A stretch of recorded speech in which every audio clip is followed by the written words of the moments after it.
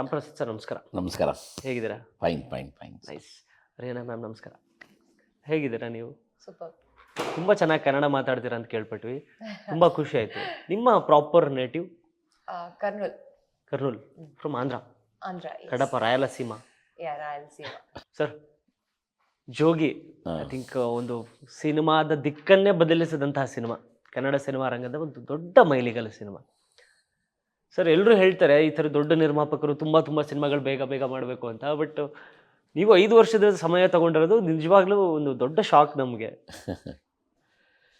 ಇಲ್ಲ, ಏನಂದರೆ 4 years ಆಗಿದೆ. ನಾವು 3 years ಹೌದು. ಕರೋನಾ ಒಂದು ಬಂತಲ್ಲ, ಅದರಿಂದ ಮೇಜರ್ ಎಫೆಕ್ಟು. ಅದನ್ನು ಮೈನಸ್ ಪಾಯಿಂಟ್ ಅಂತ ತೊಗೊಬಾರ್ದು. ಹೌದು, ವಿ ಹ್ಯಾವ್ ಟೇಕನ್ ಎಲ್ರಿಗೂ ಅದೇ ಅದೇನೆ ನಾವು ಸ್ಟಾರ್ಟ್ ಮಾಡಿದ್ದು ಲೋ ಪ್ರೊಫೈಲಲ್ಲಿ ಮಾಡಿ ಹೋಗ್ತಾ ಯಾವಾಗ ಕಾನ್ಫಿಡೆಂಟ್ ಬಂತು, then I took it to another level of ಇದು. That was a plus point for ಇದು. ಎಸ್ ಮ್ಯಾಮ್, ಮೊದಲನೇದಾಗಿ ನೀವು ಟೀಸರ್ ನೋಡಿರ್ತೀರಾ. ಶೂಟಿಂಗ್ ಮಾಡೋ ಸಮಯದಲ್ಲಿ ಅಥವಾ ಅಲ್ಲೊಂಥರ ವಿಜುವಲ್ಸ್ ಇರುತ್ತೆ, ರೆಕಾರ್ಡಿಂಗ್ ಆಗಿರ್ಬೋದು, DI ಆಗಿರ್ಬೋದು, ಅದೆಲ್ಲ ನೋಡಿದ ನಂತರ ಟೀಸರ್ ನೋಡಬೇಕಾದ್ರೆ ಬೇರೆ ಥರದ್ದು ಒಂದು ವಿಜುವಲ್ಸ್ ಕೊಟ್ಟಿರುತ್ತೆ. ನಿಮ್ಗೆ ಹೆಂಗೆ ಅನಿಸ್ತು teaser? So actually when I saw the teaser, I didn't even expected the outcome. But the efforts we have put, especially director sir and producer sir and me and Arun. Okay, I never thought like I would be doing this challenging movie in my life.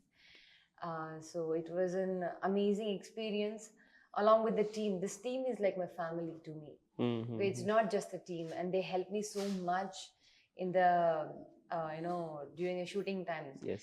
What people think, it's like a chanagide super teaser, crazy man, but the efforts which back end efforts, we only, and the director sir only, captain of the ship only knows. And if you ask me, efforts are something which comes, which taken you to the output which we want.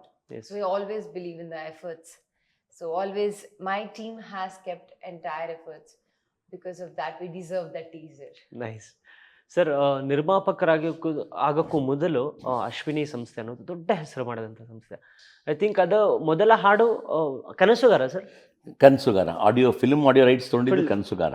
S. ಹೆಂಗೆ sir ಅವಾಗ ನೀವು first plan ಮಾಡಿದ್ದು ಹೆಂಗೆ ಅದು audio ತಗೊಳ್ಳೋಣ ಅಂತ? ಇಲ್ಲ, audio ತೊಗೊಬೇಕಾದ್ರೆ ಒಂದು ದೊಡ್ಡದು ತೊಗೊಬೇಕು ಅಂತ ನಾನು ರವಿಚಂದ್ರದು, ಆಮೇಲೆ ಸಾರಾ ಗೋವಿಂದ್ ಅವ್ರ ಪ್ರೊಡಕ್ಷನ್. ಹೌದು. ಒಂಥರ ಇವರಿದ್ದಂಗೆ ಬರೀ ಭಾಳ ಕ್ಲೋಸು. ಹೌದು. ಸೊ ಆ ಕನಸುಗಾರದಿಂದ ತಗೊಂಡು ಪ್ರೇಮಕ್ಕೆ ಸಾಯಿ ದೊಡ್ಡ ಫಿಲ್ಮೇ ತಗೊಂಡು ಬಂದ್ವಿ. ಆಮೇಲೆ ನಾನು ಕಾಂಟ್ರಾಕ್ಟ್ ಮಾಡಿ ನಾನು ಸಾಂಗ್ ರೆಕಾರ್ಡ್ ಮಾಡಿ ಕೊಟ್ಟಿದ್ದೀನಿ ಪ್ರೊಡ್ಯೂಸರ್ಸ್ಗೆ. ನಾರ್ಮಲಾಗಿ ಎಲ್ಲರೂ ಆಡಿಯೋ ರೈಟ್ಸ್ ತೊಗೊತಾರೆ, ನಾನು ಹಂಗಲ್ಲ. ಮ್ಯೂಸಿಕ್ ಡೈರೆಕ್ಟರ್ ನಾವು ಸೆಲೆಕ್ಟ್ ಮಾಡಿಕೊಂಡು ನಾವು ಮಾಡಿಬಿಟ್ಟು ಅವ್ರಿಗೆ ಕೊಟ್ಬಿಟ್ಟು, ಅದಕ್ಕೋಸ್ಕರ ನಮ್ಮ ಕಂಪ್ನಿದು ಹಾಡು ಇವತ್ತಿಗೂ ಸೂಪರ್ ಹಿಟ್ ಅಂದರೆ only because of that strength. Biggest album ಯಾವ್ದು ಸರ್ ನಿಮ್ಮದ್ರಲ್ಲಿ? ಬಿಗ್ಗೆಸ್ಟ್ ಆಲ್ಬಮ್ ಅಂದರೆ ಜೋಗಿನೇ. Jogi as a audio company point of view ಹೇಳ್ತಾರೆ ನಾನು. ಹೌದೌದು, ಹಂಗೆ ಕೇಳ್ತೀರ ನಾನು. ಸೋ ಮೆನಿ ಆಡಿಯೋ ಇದ್ದಾಗ ಜೋಗಿ ಇವತ್ತಿಗೂ ಹೌದು ನಂಬರ್ 1 ಆಗಿ ಹೋಗ್ತಾ ಇದೆ. ಆ ಥರ ಸುಮಾರು ಇದೆ ನನ್ನ ಹತ್ರ ಹೆಸರು ಹೇಳಬೇಕು ಅಂತಂದರೆ, ಬಟ್ ಆ ಥರ ಮಾಡೋದು ಜೋಗಿ ನಂಬರ್ 1. ಬಟ್ ಅಂದರೆ ಇವಾಗ ಹೇಳ್ತಾರೆ ಅಂದರೆ ಅದು ಎಷ್ಟು ನಿಜನೋ ಇಲ್ವೋ ನಾನು ಕೇಳ್ತಿದ್ದೀನಿ.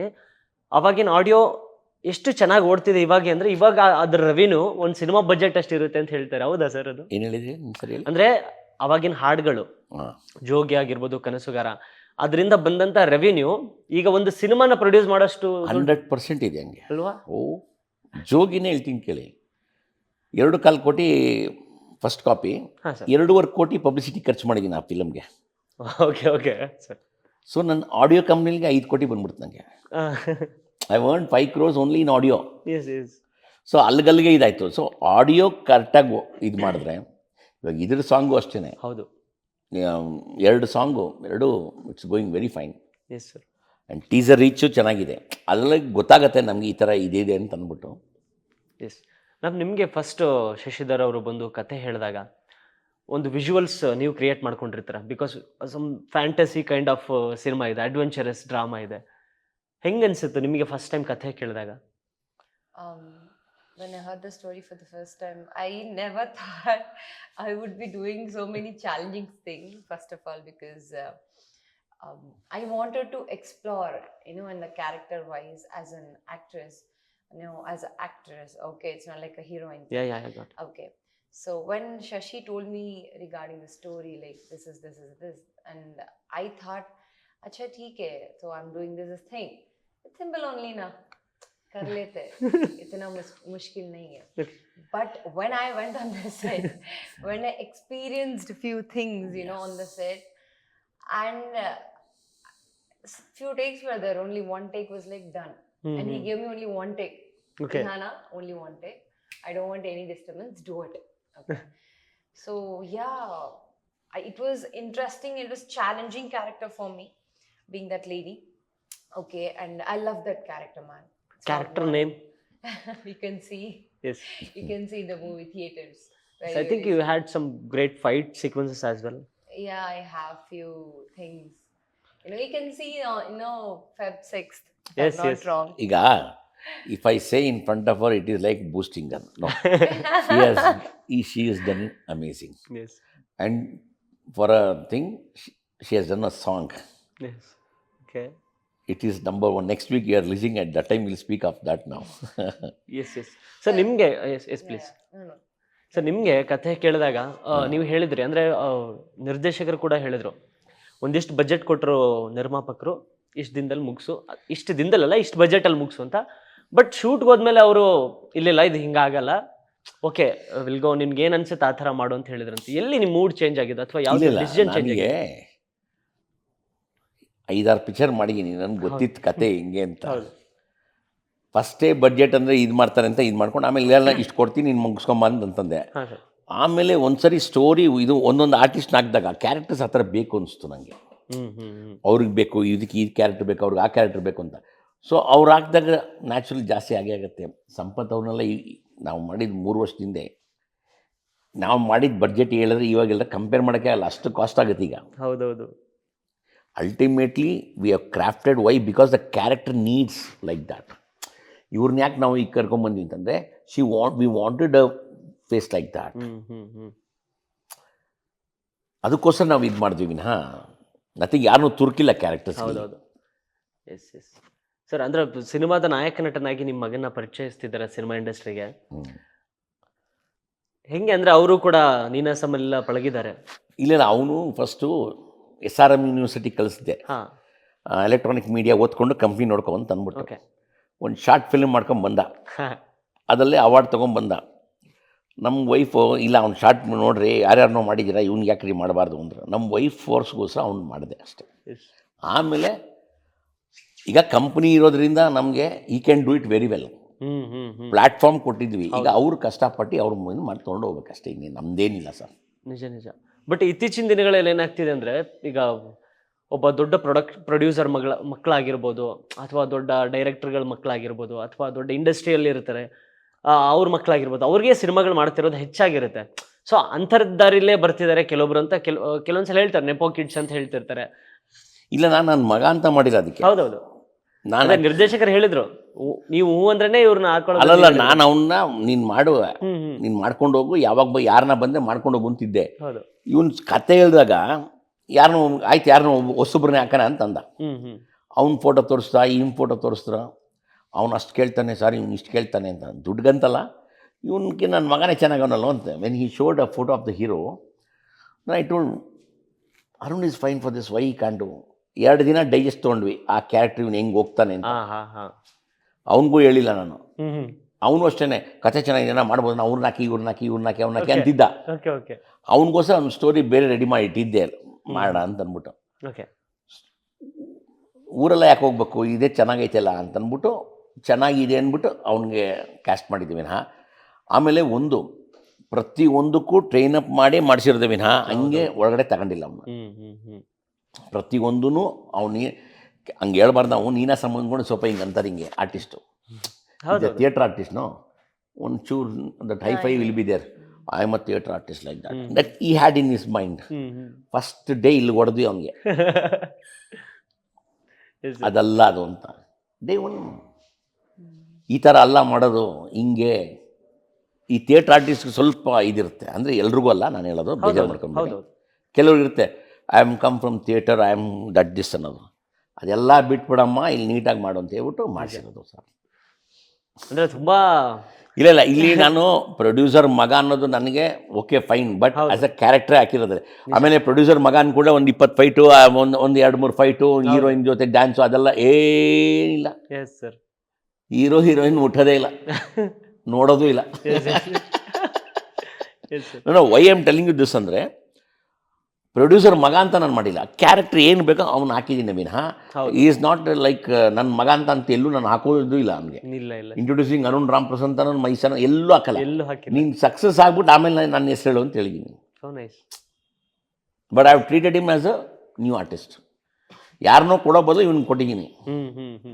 ಅವ್ನಿಗೆ ₹1 ಕೊಡಿ, ಇವ್ನಿಗೆ ಜಾಸ್ತಿ ಖರ್ಚಾಗಿದೆ, ಅದು ಬೇರೆ ಪ್ರಶ್ನೆ. ಮ್ಯಾಮ್, ಸಿನಿಮಾದಲ್ಲಿ ನೀವು ಅರುಣ್ ಅವರು, ಐ ಥಿಂಕ್ ನೀವಿಬ್ಬರು ಫ್ರೆಶ್ ಫೇಸ್, ನ್ಯೂ ಕಮರ್ಸ್.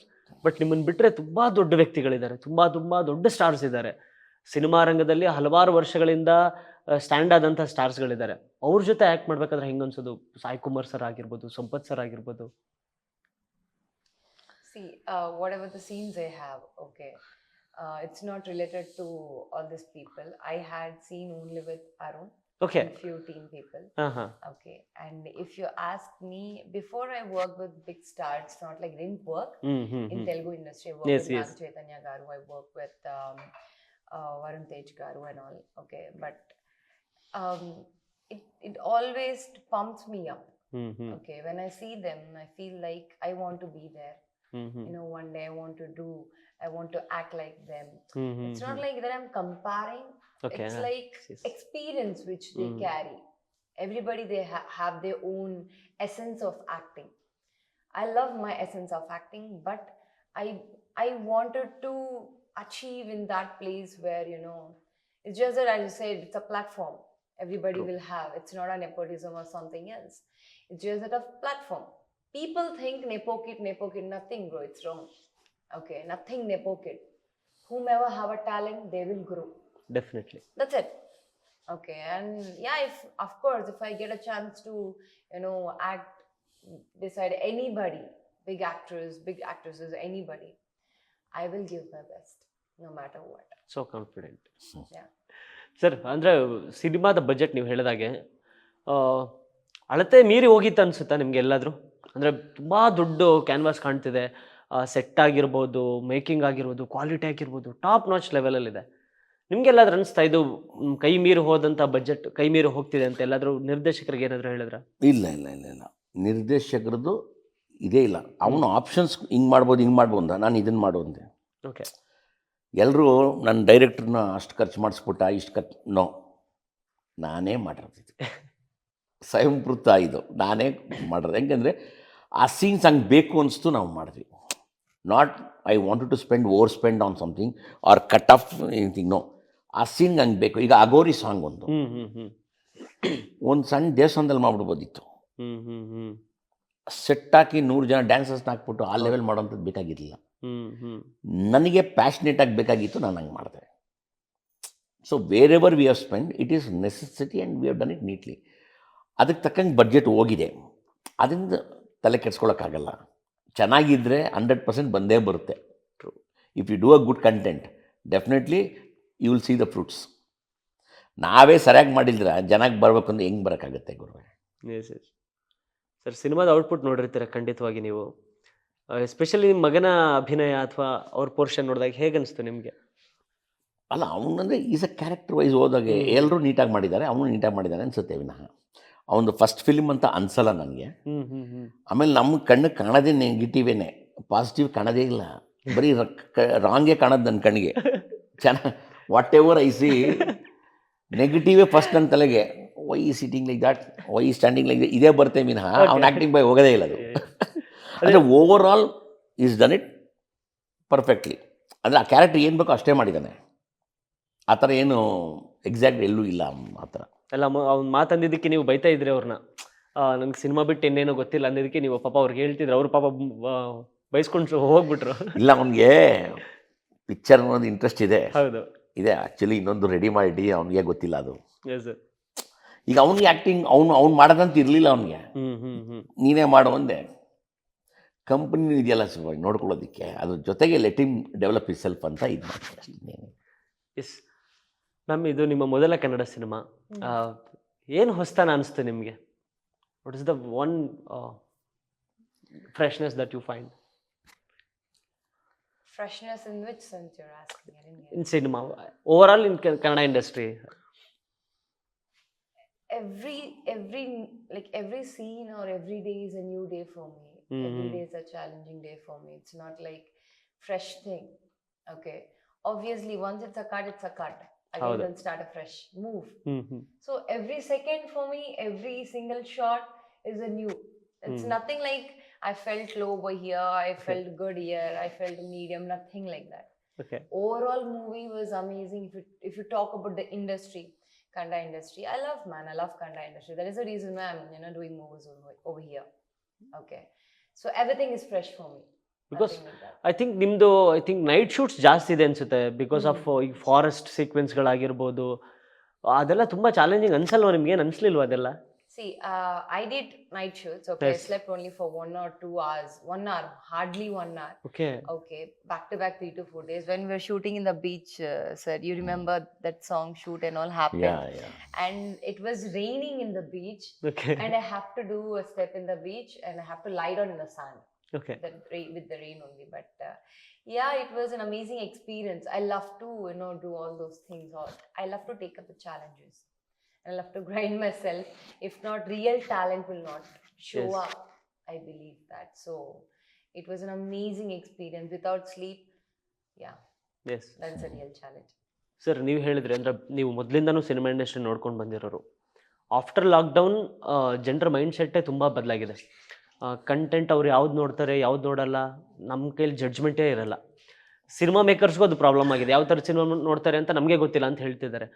ನಿಮಗೆ ಒಂದು ಗಾರ್ಗಾ ಸಿನಿಮಾದಲ್ಲಿ ಈ ಥರದ್ದು ಸಿನಿಮಾ ನನಗೆ ಈ ಥರದ ಪಾಯಿಂಟ್ ಆಡಿಯನ್ಸ್ ನೋಡ್ತಾರೆ, ಈ ಸಿನಿಮಾ ಡೆಫಿನೆಟ್ಲಿ ಕ್ಲಿಕ್ ಆಗುತ್ತೆ ಅಂತ ಅನ್ಸಿದ ಪಾಯಿಂಟ್ ಯಾವುದು? ಸ್ಟೋರಿ ಲೈನೇ ಬೇರೆ ಥರ ಇದೆ ಸರ್. ಇದೇನಂದರೆ, ಇದು ಹೀರೋ, ಇದು ಹೀರೋಯಿನು, ಇದು ಆ್ಯಕ್ಷನ್, ಇದು ಲವ್ವು, ಯಾವುದೋ ಒಂದು ಕತೆ, ಅದಲ್ಲ. ಹೆಂಗೆ ಸ್ಟಾರ್ಟ್ ಆಗುತ್ತೆ, ಹೆಂಗೆ ಹೋಗುತ್ತೆ, ಹೆಂಗೆ ಎಂಡ್ ಆಗುತ್ತೆ ಗೊತ್ತಾಗಲ್ಲ. It's a concept oriented. ಇದು ಕಂಟೆಂಟೇ ಮೇನ್ ಇದು. ಸೊ ಇವಾಗ ನಾವು ಇಂಟ್ರೋಲ್ ಬ್ಲಾಕ್ ತನಕ ಒಂಥರ ಹೋಗುತ್ತೆ. ಇಂಟ್ರೋಲ್ ಬ್ಲಾಕ್ ಇದೇ ನಾನು ಯಾಕೆ ಹಿಂಗೆ ಮಾಡ್ದೆ ಅನ್ನೋದೇ ಎಂಡ್ ತನಕ ಹೋಗುತ್ತೆ. ಕ್ಲೈಮ್ಯಾಕ್ಸಲ್ಲಿ ಗೊತ್ತಾಗುತ್ತೆ ಇದೆಲ್ಲ ಇದು ಕತೆ ಅಂತ. ಸೊ ಟ್ವಿಸ್ಟ್ ಆ್ಯಂಡ್ ಟರ್ನ್ಸ್ ಇರೋದ್ರಿಂದ we are not telling directly the story. ಇವ್ರ ಬಾಯಿಂದನೂ ನರೇಷನ್ ಆಗ್ತಾ ಇರುತ್ತೆ, ಅದೆಲ್ಲ ಹೇಳ್ಬಾರ್ದು ನಾನು. ಬೇರೆ ಥರ ಇದೆ ಸರ್ ಸ್ಟೋರಿ. ಅಂದರೆ it's not a regular pattern ಥರ. It's a comedy, it's a love story, it's an action story, ಆ ಥರ ಅಲ್ಲ. ಹಾರರ್ ಮೂವಿ, ಹಾರರ್ ಇದೆ, ಎಲ್ಲ ಥರನೂ ವಿಷಯ ಇದೆ ಇಲ್ಲಿ. ಸೊ ಹೊಸತನ ಅನಿಸ್ತು ನನಗೆ ಲೈನಲ್ಲಿ. ಏನೇ ಅಂದ್ರೂ ಸ್ಟೋರಿ ನಿಮ್ಗೆ ಗೊತ್ತು, ಅದ್ರಲ್ಲಿ ಇದ್ರಲ್ಲಿ ಇದ್ದೇ ಇರುತ್ತೆ. ಬಟ್ ಇದು the way of narration was totally A different type. I think ನೀವು ಕೂಡ ನಿರ್ದೇಶಕರಿಗೆ ಒಂದೆರಡು ಸಜೆಷನ್ ಕೊಟ್ಟಿದ್ದೀರಾ, ಒಂದಷ್ಟು ಬದಲಾವಣೆಗಳು ಹೇಳಿದ್ರ ಅಂತಂದ್ರು. ಸರ್, 40 ವರ್ಷನ ಇಲ್ಲಿ ಕಷ್ಟಪಟ್ಟಿರೋದು. ಸೊ ಆ ಎಕ್ಸ್ಪೀರಿಯನ್ಸ್ಗೆ ಹೇಳಿದೆ. ನಮ್ಮ ಕಂಪ್ನಿ ಆ್ಯಕ್ಚುಲಿ ಡ್ರಾಮಾಸೇ ನಮ್ಮದು ಹೈಯೆಸ್ಟ್. ಅಶ್ವಿನಿ ರೆಕಾರ್ಡಿಂಗ್ ಕಂಪ್ನಿ ಡ್ರಾಮಾಸೇ, ಥಿಯೇಟ್ರ್ ಡ್ರಾಮಾಸ್ ತೊಗೊಂಡು ನಾನು ಅದನ್ನು 1 hour ಕಟ್ ಮಾಡಿ ಎಡಿಟ್ ಮಾಡಿ ರೆಕಾರ್ಡ್ ಮಾಡಿ ಎಲ್ಲ ಮಾಡ್ತಿದ್ದೆ. ಒಂದು 300 ಡ್ರಾಮಾ ನನ್ನ ಹತ್ರ ಆಲ್ರೆಡಿ ರೆಡಿ ಇದೆ. ನೀವು ಸೈಕಲಲ್ಲಿ ಹೋಗಿ ಅದನ್ನೆಲ್ಲ ಸೇಲ್ ಮಾಡಿದಿರಲ್ವ ಸರ್? ಅಯ್ಯೋ, ಸ್ಟಾರ್ಟಿಂಗ್ ಕತೆ ಅದು 1983 ಸೈಕಲ್ ಹಾಕೊಂಡು ಕ್ಯಾಸೆಟ್ ಮಾಡ್ಕೊಂಡು ಬಂದಿದ್ದು, ಅದು ಬಿಟ್ಬಿಡಿ. ಸೊ ಆ ನಾಲೆಜ್ ಇತ್ತು. ಅವ್ನು ಹೇಳಿದೆ, ಇಲ್ಲ ಹಿಂಗೆ ಅಂತಂದ. ಸುಮ್ಮನೆ ತಪ್ಪು ಅಂದರೆ ಆಗಲ್ಲ. ವೈ ಇಟ್ ಈಸ್ ರಾಂಗ್ ಅನ್ನೋದು ಹೇಳಿದ್ದೀನಿ. See this if you change it will be like this. ಇದು ಚೆನ್ನಾಗಿ ಮಾಡಿ, ಇದು ಚೆನ್ನಾಗಿ ಬರುತ್ತೆ. ಅವನು ಟಕ್ ಅಂತ ಮಾಡ್ದ. ಇಟ್ ವಾಸ್ ಲೈಕ್, ಈಗ ನಾರ್ಮಲಿ ಪ್ರೊಡ್ಯೂಸರು ಡೈರೆಕ್ಟ್ರು ಅಂದರೆ ಹೋಗ್ತಾ ಕಿರಿಕಳಾಗೋಗ್ಬಿಡುತ್ತೆ, ಕಾನ್ಫ್ಲಿಕ್ಟ್ಸ್ ಆಗುತ್ತೆ. ಕಾನ್ಫ್ಲಿಕ್ಟ್ ಆಗುತ್ತೆ. ಅವನು ಒಂಥರ ಮಗ ಇದ್ದಂಗೆ ನನಗೆ. ನಾನು ಹೆಂಗೆ ಹೇಳ್ರಂಗೆ ಮಾಡಿದ್ದಾನೆ, ನೀಟಾಗಿ ಇದು ಮಾಡಿದ್ದಾನೆ. ಬೇಡ ಅಮ್ಮ ಹಿಂಗೆ ಮಾಡೋದು ಅದಕ್ಕೂ ready.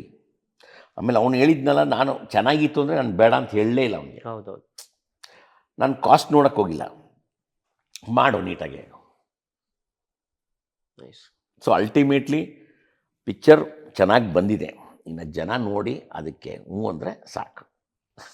Yes ma'am, I think Telugu ಸಿನಿಮಾಗಳಲ್ಲಿ ಒಂದು ಕಮರ್ಷಿಯಲ್ಸ್ ಫಾರ್ಮ್ಯಾಟ್ ಸಿನಿಮಾಗಳು ಜಾಸ್ತಿ ಯಥೇಚ್ಛವಾಗಿ ನೋಡ್ತಾರೆ.